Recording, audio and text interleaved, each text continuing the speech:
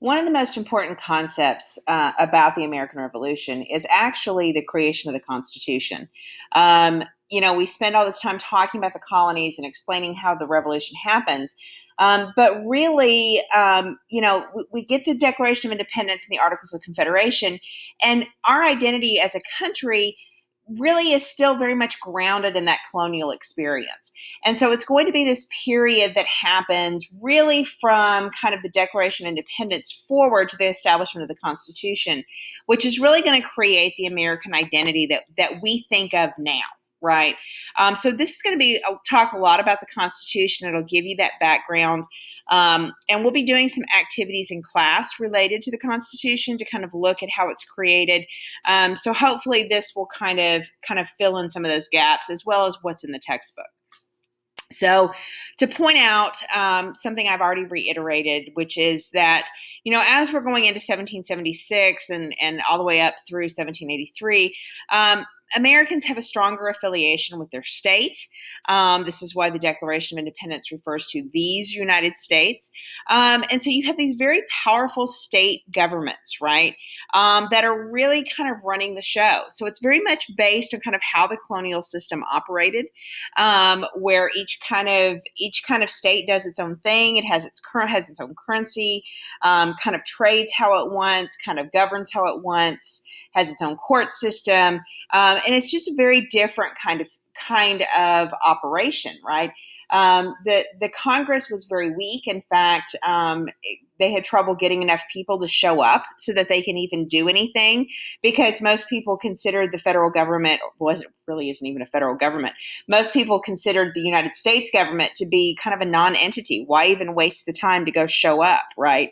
And so the United States government is largely a joke from 1776, really until you get to about 1785, and then you start to have some real interest in how are we going to fix this, that this system is not working very well. And I like to point this out because we'll be talking as we move into the 1800s, this idea about states' rights, and that the federal government shouldn't overstep its authority. And really, in a lot of ways, we've still continued to have these debates, right? Whether it was during the civil rights era or what we have right now. With kind of this idea that the federal government shouldn't do certain things. And so it's kind of an interesting core kind of debate of our country, which is, what is this relationship of states to kind of a centralized government? And under the Articles of Confederation, it clearly was focused primarily on states and letting states do whatever they want. And what we decide is that's not a good way to do things, right? And we actually get rid of the Articles of Confederation and embrace the Constitution, because we recognize that system is so kind of inefficient. Every single state had a written constitution. This is basically this is one of the key differences that the colonies had from, say, Great Britain, which is that they all had these written colonial charters. Well, these written colonial charters then get adapted into these state constitutions, and they, of course, focus very heavily on the legislative branch. They do have kind of state level court systems. And the whole idea was based on this idea of small republics, right? That small republics would have this much more direct accountability between the voters and the people in government. And you have a lot of states beginning to kind of expand what it means to vote, making sure the property requirements are such, particularly as people are moving to the West, right? You have people crossing over into basically unorganized territory in the Ohio Valley, and you have people moving to the far western parts of the states. And so those individuals, right, you do start to see questions about how we're going to organize these individuals, how we're going to organize these territories. What does that look like? And a lot of these people traveling are, the United States is great, but what they really want is land, right? But of course, there's also some simmering tensions there. This will pop up by 1812. You've got the British in Canada who are refusing to give up some of their forts along the Ohio River, along the Mississippi River. And then you have the Spanish also kind of creating some trouble along Florida and in Texas, what is now Texas. having treaties with Native Americans, and you have Native Americans really trying to see if they can leverage the Spanish against this new American government. And so you've got some tensions existing there. You have these, this is another map that kind of shows you a little bit what I was talking about how the different states are claiming these massive territories, right? And you can see New York tries to claim all of this, even though New York is not contiguous, right? So it's lots of state competition going on here, and that's part of what makes this really interesting. And so the states are claiming their own territory. You have states that have these really kind of loose, open boundaries. You have states that are landlocked. And this creates a lot of tension in Congress. And in fact, what you end up having is kind of a land grab, right? With all these states laying claim. But Maryland will refuse to ratify the Articles of Confederation until everyone agrees that the Western territories belong to kind of a national domain, that kind of under the power and authority of Congress. And like I said, the fact that this happens in 1781 this is the sticking point. This is why we don't have a formalized Articles of Confederation prior to 1781. And with the defeat at Yorktown and the need to have a government that can then go treaty with Great Britain is what's going to lead all the other states to say, okay, fine, it'll be a national domain, right? This is going to be very, very important later on, right? So this is going to be the one piece of leverage that Congress is really going to have. So finally, the Second Continental Congress ratifies the Articles. And again, you can kind of see kind of how the power is structured, and that really the national legislature doesn't have a lot of authority, right? They are allowed to create a postal service. They can print money. They can raise an army. They can declare war, and they can deal with Native Americans. So let me highlight a couple of interesting things. First off, dealing with Native Americans. So from the very inception of the United States of America, dealing with Native Americans was a national government position, right? This is something that not states are allowed to do. So when we talk about the Cherokee removal, we'll want to keep this in mind. We'll also want to keep this in mind when we start talking about the relationship of Native Americans in the late 1800s, right? The fact that the federal government has a long, dark history of not keeping its word. And this is the fault of the national government, right? I also want to point out that you have the Postal Service. This is more relevant this year than ever before, that the Postal Service was something that was a part of our initial government. And then this idea of printing money. So let's think about this for a second. The central national government prints as much money as it needs, but also the states print money. And what is the central government actually backing its money with? Especially since they don't have the power to tax, they can't regulate trade. How are they supposed to raise money, right?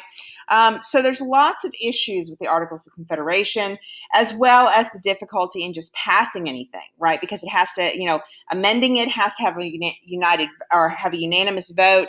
You have to have a 2/3 majority in order to pass a piece of legislation, which that's a whole interesting little tidbit. So, when the country's first created, when we first create the Constitution, they actually just had a simple majority rule.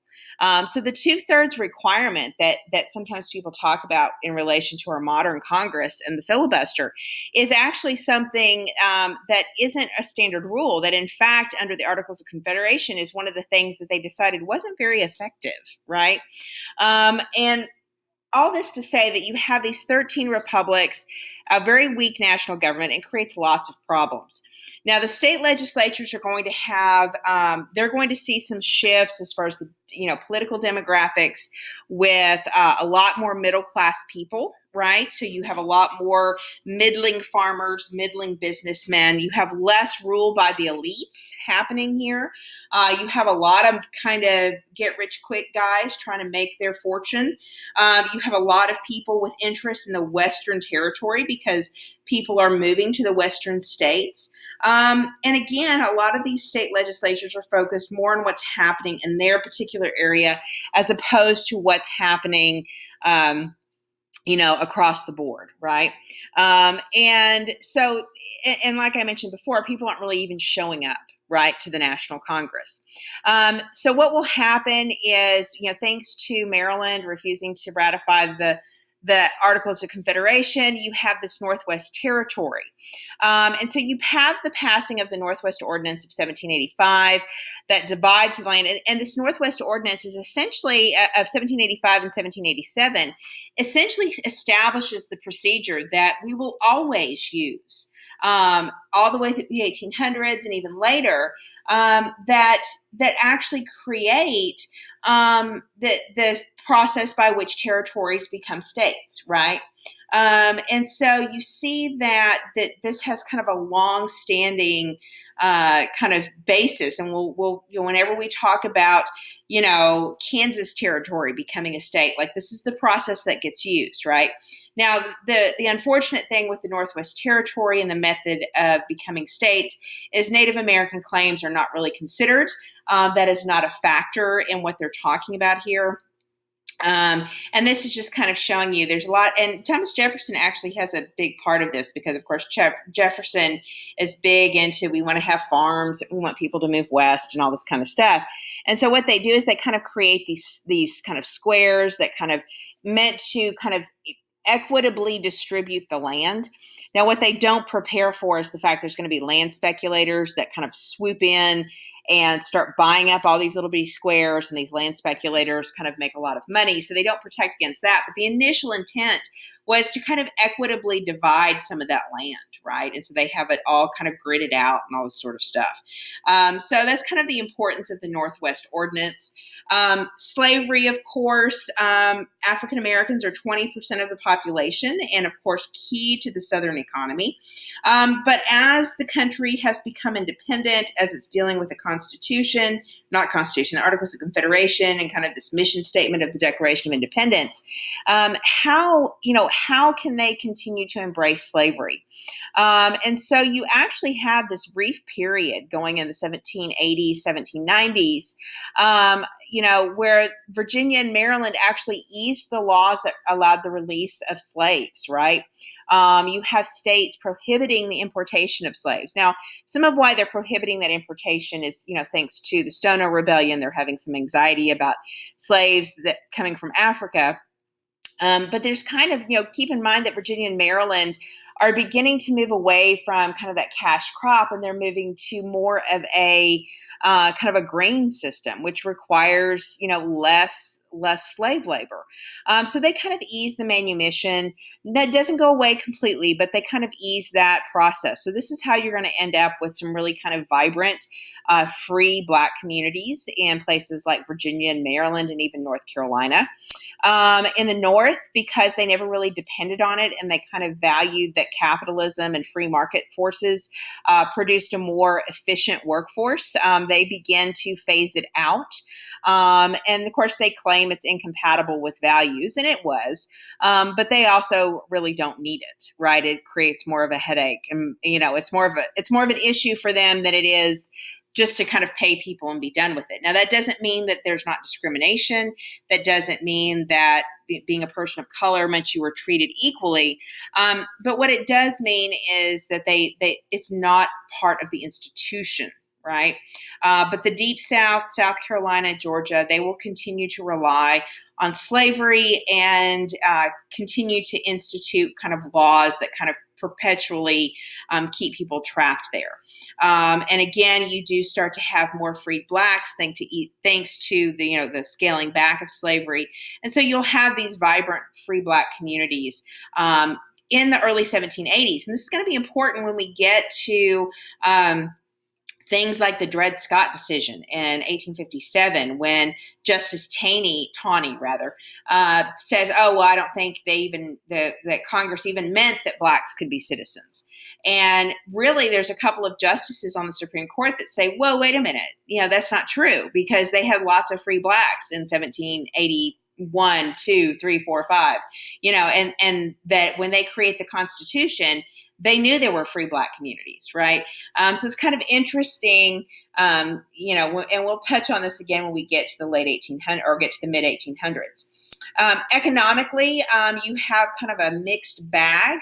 The war, of course, I mentioned that as we're moving into 1780s, the war was really kind of putting a cramp on the American economy. And then when the war is over, you have basically this flood of European goods coming into the country. This is going to upset, the economy pretty significantly. Lots of individuals have gone into debt. You have the U.S. government in debt. Lots of paper money, which creates inflation because you've got, there's too much money in the system, which means it's not worth as much. You have soldiers demanding back pay. Some of these soldiers will get paid off in land, but then they will have to turn around and deal with taxes from the state government, right? And some states are doing fairly well economically. They never went into that much debt. So states like Virginia have a really good economy. States like Massachusetts that had been shut down for several years before the war, they are really struggling. So you've got lots of again, this economy, there's not a national economy. It's a state by state economy. And there's this huge range. Some states are good. Some states are not. Some individuals have done well during the war. Some individuals have not. And you also have a lot of individuals in this process that have bought up the continental dollars from soldiers and from people to exchange for state currency. And so you'll end up with a lot of these guys that are at the Constitutional Convention that will actually own a lot of money in kind of continental dollars that they're hoping to reclaim, right? And so you have lots of economic questions. This issue of going away from paper money back to money based on gold. The Western farmers who are trying to deal with taxes don't like that system. And you have people, demanding the states regulate prices. So you've got a real conflict between kind of farming interests and Western interests and those in the cities and those on the coastline, right? And of course, the United States government can't do anything about it. They can't take action. You've got that. You've got some trouble along the Mississippi River. That's creating a problem. You've got kind of the British government refusing to remove the forts. So there's a lot of things that are really creating issues going into this. And it's into that you have Shays' Rebellion, right?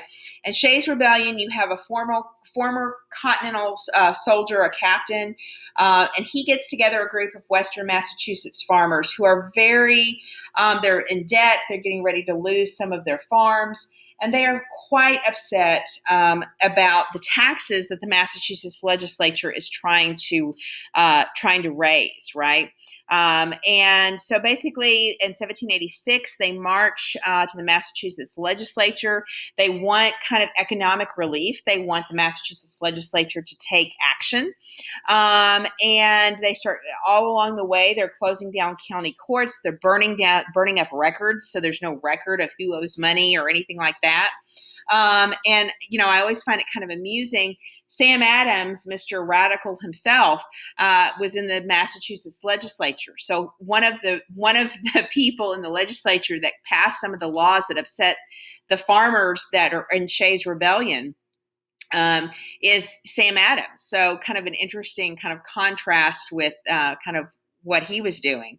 So by 1787, George Washington gets some troops. They march. They kind of put down Shays' Rebellion, and it kind of freaks out the state and several states in the United States Congress because they realize that Daniel Shays, that these aren't crazy radicals. These are people that have land, people that care, and they got so frustrated at the way the government was functioning, they were like, "Oh, gee, we better do something," right?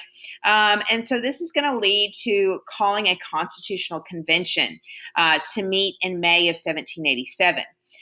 So you have again this call that we need to visit this particular issue, and it's always kind of amuses me because Daniel Shays' Rebellion. How different is that from what the colonists were initially doing when they said, "Hey, Parliament doesn't understand our problems. They don't understand our life. We think they need to do things differently." That's essentially what Daniel Shays was doing, right? except that what we decided going into 1786 is no, you can't do this. You can't march on courts. You can't burn things down. You can't demand, that every time you don't like what's happening, you can't go marching around kind of tearing things up, right? So it's into this context that you have the Constitutional Convention. You have 55 delegates from everybody except Rhode Island, because Rhode Island was just being difficult and they didn't want to participate. And they're a small state and they felt like their voices weren't going to be heard. And so they have these secret meetings. That's another interesting little detail. So the Constitutional Convention is not an open forum. They have the windows shut, the doors shut, and it is hot in Philadelphia this particular summer. You have lots of these kind of young, kind of middle-aged, 30s and 40s, these wealthy guys, a lot of lawyers, a lot of intellectuals. George Washington is the president. Matter of fact, George Washington advocates for this Constitutional Convention because he's very troubled by what he sees as kind of this mob mentality. Thomas Jefferson's overseas in France, serving as kind of an ambassador. John Adams is in England, serving as an ambassador there. So those two guys that were part of the Declaration of Independence aren't around. So George Washington is kind of the big name. James Madison, who was a little bit young during the Declaration of Independence and the Continental Congress and the American Revolution, then comes in and is a pretty significant person to the creation of the Constitution. In fact, he's known as the father of the Constitution. The reason we know what happens during this Constitutional Convention is because he took very, very detailed notes, right? And so all of this is going to kind of point to the fact that we need to have a stronger central government. Two key plans, and the textbook does a really good job of going into some of the details, but just to kind of highlight this, James Madison's initial plan is called the Virginia Plan. He has this notion of a national republic, which means you'll have a national legislative branch. He believes in an executive branch, a legislative branch, and a judicial branch. The legislative branch will be bicameral. And so you kind of have this early system that really looks a lot to what we understand, right? Keep in mind that the lower house was directly elected. The upper house was elected by state legislature, and both the upper and lower house were apportioned by population. So states with more population had more representatives in the national legislature than states with less population, and that's going to create a problem for small states like New Jersey and Rhode Island. And New Jersey is going to suggest that Congress can tax and regulate, but otherwise we're pretty much going to keep the Articles of Confederation. So we'll still have a unicameral assembly with equal representation, and that basically the only thing we'll do is allow Congress to be able to tax and regulate trade. So we'll extend the power of the national legislature to make it more significant, but otherwise that's it. And you have lots of debate going on during this process, this famous painting of the Constitutional Convention. And Benjamin Franklin will lead a committee that will recommend a compromise that says that states will be equally represented in the upper house. So for us, this is the Senate. So we have 2 per state, regardless of how big the state is or how populated the state is. And then the lower house will be based solely on population. Now, I will tell you in the 1920s, we put a limit on that, so there's now only 435 representatives in the House. It is still apportioned by population, but it doesn't get bigger than 435. Now, up until the 1920s, the House of Representatives simply just changed in size, right? So they would add seats if population grew, or remove seats. There wasn't kind of a fixed pie that we divided up. It just kind of grew as it needed to. The lower house controls the money. So the population, the people that are the ones that are more directly represented by the people, are the ones that control the purse strings and the taxes.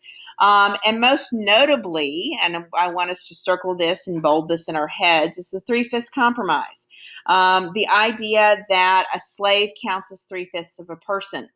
Now, the source of this debate comes from the fact that you have the southern states that have large slave populations, very concerned that slaves won't be counted, because your northern states that don't have Black populations are kind of arguing that no, we shouldn't count slaves. You don't treat them as people. You treat them as property. Therefore, you don't get to count them in your population numbers. Well, what that's going to mean is that a state like New York significantly outnumbers a state like Virginia or North or South Carolina, and so those southern states will insist upon using slaves as part of their population count.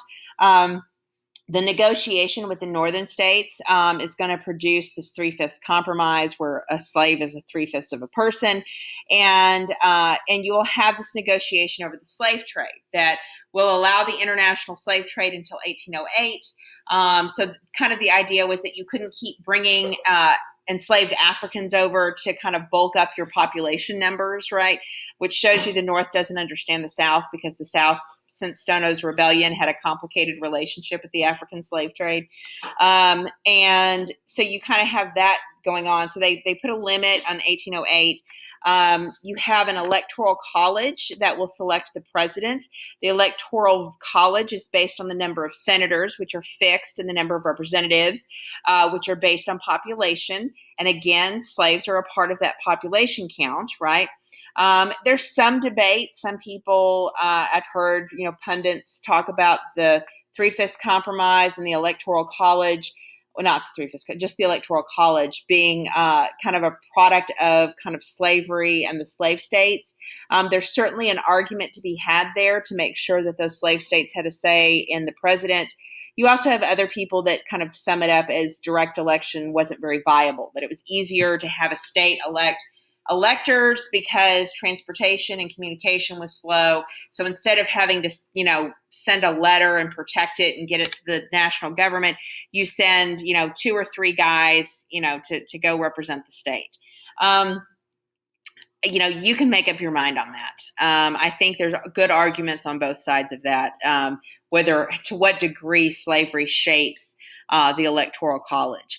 There are concerns that, so kind of the intent of this is that, there's a lot of concern in this constitutional convention that the whims of ordinary people that don't own as much property, people that haven't had as much education, that maybe that they kind of have these whims and they kind of push the government, the kind of your Daniel Shays, your kind of Sons of Liberty, that they can cause these actions that kind of get out of control very quickly. And so the whole premise behind all of this really is to kind of put a buffer between the whims of the people and kind of the way government functions, right? And I think that we certainly kind of see that even today, right? That there's a lot of people that kind of talk about that. Some interesting ideas about how the Electoral College and the House and the Senate all kind of work. Separation of powers, again, that's a big key thing, and you can kind of see how the separation of powers works. That's a unique feature. State legislatures had limitations. They couldn't control the money. They couldn't collect trade duties, and they could not conduct foreign relations. Right? They had to work through the legislature. They had to work through the Senate. And there's a lot of other details relating to advice and consent and all this kind of stuff, which we'll probably hear a lot about because of Supreme Court nominations. But what's interesting is that the delegates at the Constitutional Convention were actually only supposed to revise the articles, so more like the New Jersey Plan. And instead what they do is they write a whole new document. In addition, they changed the rules, right? They agreed that this new Constitution only has to have a 2/3 majority, this 9 of 13, instead of a unanimous vote. And they push for a direct ratification convention. So what they say, they completely remake the rules for the Constitution. They write this document. It passes by a 2/3 majority. They send it to the states for the states to ratify. And this becomes, of course, the amendment process that we're familiar with. So that you have these ratification conventions, not state legislatures. They want to separate any of that away from the state legislatures because they see the state legislatures as much more inconsistent, I guess, more vulnerable to whims of people. And it's from this that we get the Constitution, which we'll look at in class and kind of come up with that idea. As the Constitution goes to the states, you have basically a ratification battle. You have the anti-federalists, right? who question this federalism, this division of power between the national government and the states. They're concerned that the Constitution is going to lead to this overbearing federal government and destroy kind of the representative Republican systems. And a lot of these anti-federalists are going to be kind of Westerners or kind of your revolutionary veterans, right? And they are very concerned about a large national government. They're concerned about citizens' rights because they believe government is by nature oppressive, right? They also want to use they start talking about paper money versus gold money. This is a part of their argument. And I mention this here because we're not done talking about paper money versus gold, right? This notion of specie-based currency that is hard money, money that holds its value, as opposed to paper money that is subject to inflation, right? So this is going to be a regular thing. Lots of concerns about standing armies. And so you start to have the Federalists. There's a strong group of anti-Federalists that are writing and documenting this. But there's some interesting kind of reasons why they kind of lose this fight, right? One of the things is that they say that the Federalists win the label game because they start calling themselves Federalists first. So that leaves the other side calling themselves anti, and nobody wants to be anti, right? So there's a whole marketing kind of interpretation of this. Really, I would say that thanks to Hamilton, thanks to James Madison, thanks to John Jay, you have some really strong kind of argumentative legal minds that really make the case for a federal government, and they argue for this Constitution. They basically say that the government is not going to get overbearing. It's just simply going to control the passions of people, control factions, protect boundaries, raise money, and that it will draw its power from the states. That it's not going to be this kind of separated institution. It's going to be connected to what the states want and what the people want, and they will use a lot of pamphlets and newspapers to communicate that to people. And so you end up with the Federalist Papers. I will be pointing out Federalist 10 as kind of an interesting one. I'll share a couple videos about that. The Federalist Papers, you have 85 essays, primarily written by Hamilton and Jay, although Madison does write a few of them, and emphasizes the checks and balances, and ultimately the Federalist Papers will promise publicly a Bill of Rights to guarantee individual freedom. So one of the ways in which they kind of win this ratification battle is by promising to pass these amendments that will protect people's individual freedoms. And this is how we get to the first 10 amendments, and we'll be talking about those in class, particularly the number of laws, number of amendments that have to do with the judicial system. And of course, you have this idea that of really what is a large national republic, which is very unique in the scope of world history. So this new Constitution takes effect in 1789. The Bill of Rights is passed shortly after that with its first 10 amendments. And then pretty quickly after the new Congress takes over, you have the Judiciary Act of 1789 that sets up the court system. So yes, Article 3 establishes that there will be a national court, the Supreme Court, but the rest, everything else about the judiciary is left to Congress to decide. So this is particularly relevant as we're talking about the Supreme Court and how that looks and that sort of thing. So the Judiciary Act of 1789 is kind of a big deal, especially right now. And so you have this new form of government, and it's from this that you have this new society that's based on, and this is a concept I want you to keep in the back of your mind, the aristocracy of merit.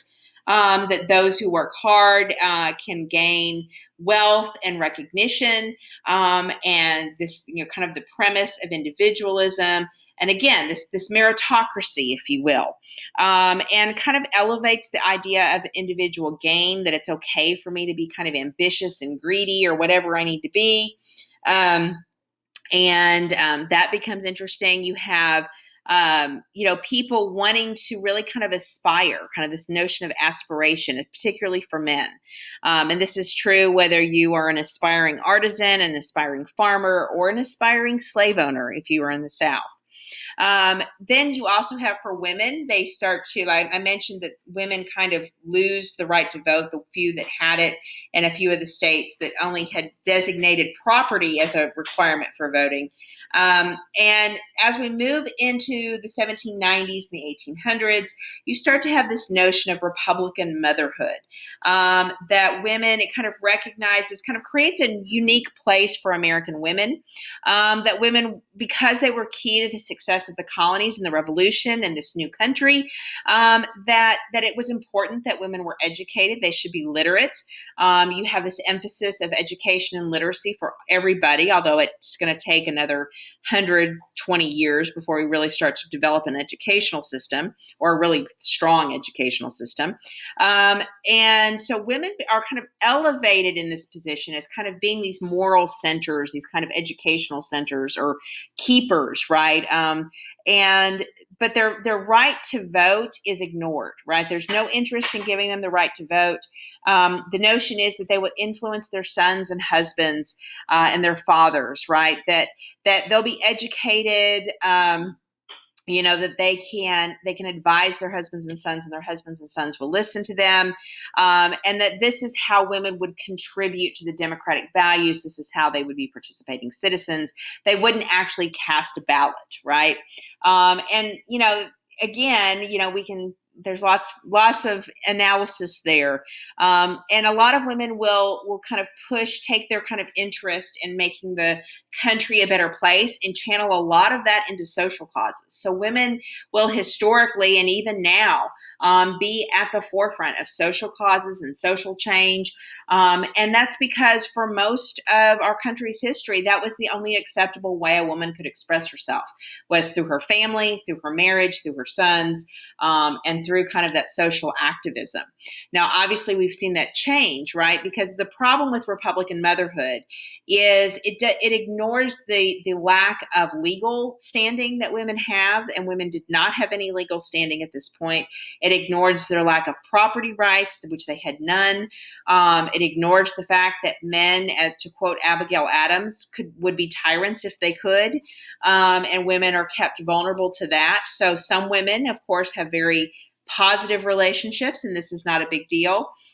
Certainly women that are on the far western territories, I mean, it's kind of like we talked about with the colonial system, when it takes everybody to keep the farm going, when it takes everybody pitching in to make things work, women are going to have some degree of standing with their husbands and with their families. But when you start to have a much more settled system, where you have kind of everything's based on the economy, and you have towns, and you have lawyers, and you have merchants, women start to get pushed to the sidelines, and those women no longer have that kind of leverage within their families. So there's kind of an interesting gender analysis there. So men can be individualistic, but women should try to help others is kind of the gist of it. And of course, education becomes an increasing priority, although it takes us a while to figure that out. You have another population expansion, a lot of it because women have lots of babies during this period. You have people marrying young, people having lots of families. And I love the statistic that by 1790, a half of all Americans were under the age of 16. That shows you how young the country really was. And lots of movement towards the West, right? Lots of reliance on waterways. You do still have cities. The cities are kind of the center of kind of national awareness, whereas rural areas are much more local concerns, much more focused on farming. And there's variations depending on what region you're in. And of course, Native Americans are largely ignored in this process, and Congress really mismanages the situation. And the end of the international slave trade, which seemed like such a wonderful concept, right, is unfortunately meets with the creation of the cotton gin.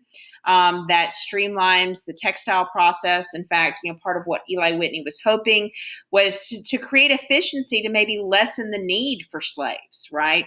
Not that he was necessarily a strong anti-slavery guy, but he was definitely trying to create efficiency within the system, and recognizing that going into the 1790s, slavery was kind of phasing out, certainly in, like I said, those middle colonies in the upper South, right? Um, but unfortunately, combined with the end of the international slave trade, this takes us to that new system, which we've talked about when we've been referencing 12 Years a Slave and kind of this new kind of middle passage that takes place. So the big thing is that the 1780s will convince leading Americans that somebody needs to keep an eye on the public good, right? That states left to their own devices will ignore what's good for the country. Gee, wasn't that what Britain was trying to tell the colonies all along, right? And so these guys realize, hey, we need a centralized government that recognizes that there are some national interests, some public good issues we've got to take care of, and that we want to maintain elements of republicanism and that virtuous, informed citizenry that have some role to play, but then we also have centralized parts that kind of check the whims of the people. And you start to have an end to privilege that is just inherited, or at least in theory, that's where we're going. Obviously, that never completely goes away, but certainly you have at the end of the 1700s, early 1800s, more of a focus on earning kind of your privilege, if you will. Of course, that's predominantly for the white men that are kind of running the country. And so you have an end to state-supported churches. That's kind of an interesting development. You can think James Madison for a lot of that.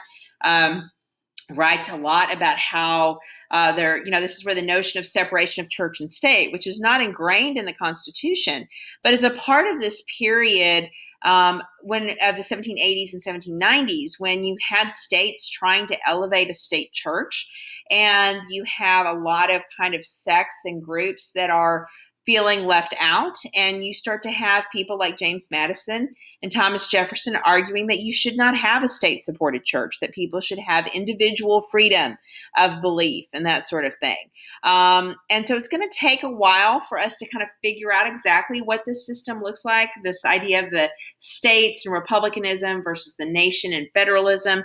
It's going to take us really until the Civil War to finalize that debate, and I would argue that we still haven't totally. We still are kind of arguing that. And we also want to keep in mind that what's happening in the background here. So while the U.S. is wrestling with its own movement from the Articles to the Constitution, you have the French Revolution breaking out, 1789. And this is a much more radical interpretation.